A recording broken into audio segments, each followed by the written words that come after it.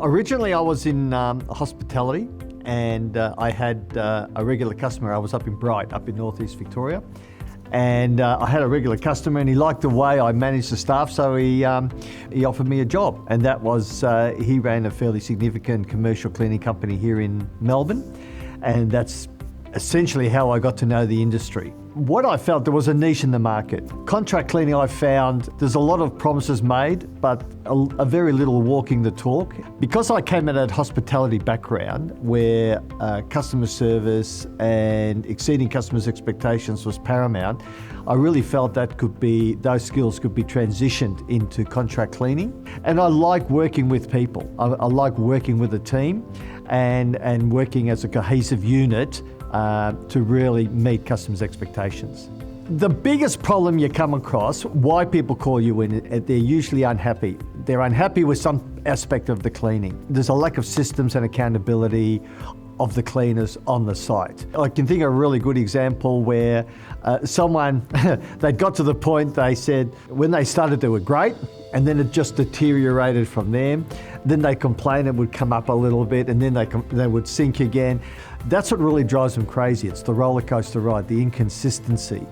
And that's where I suppose the systems and the processes come into their own. One of my favourite quotes of all time, and I've got plenty of them, but Zig Ziglar used to say, go the extra mile. There's very few people on it.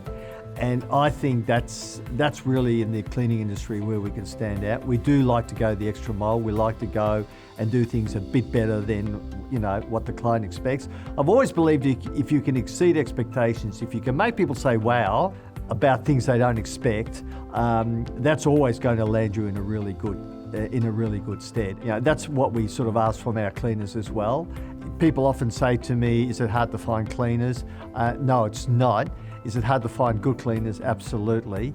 We want people that have got a good attitude, prepared to learn, follow our systems. If they follow the systems and the processes, they'll be okay. A customer-centered culture really starts with the people doing the work and the employees on the site. If you look after the employee, you treat them well, they'll look after your customers.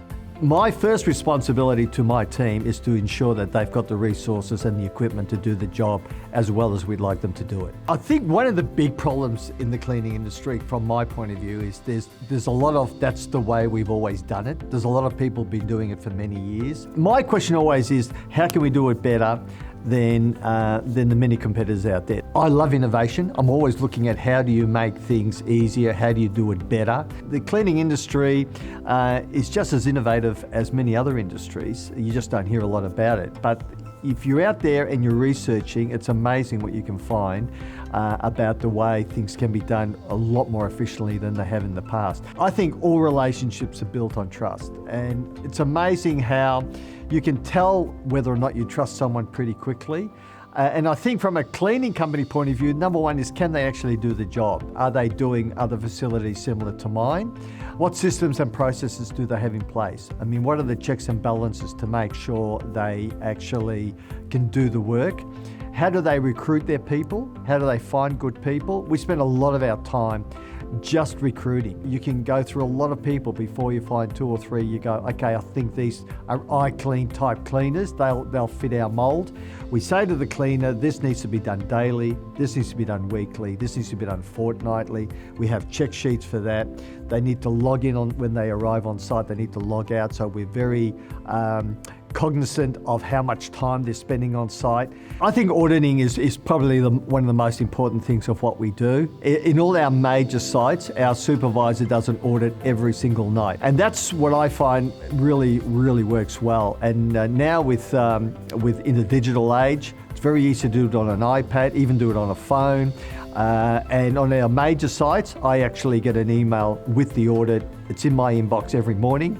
When I get up, and the client gets a copy and the cleaner gets a copy. And so the cleaner knows how they're performing, the client knows how the cleaning is performing, and I know what's happening out there in the workplace. I'm not sort of guessing, walking around with my fingers crossed that everything's okay.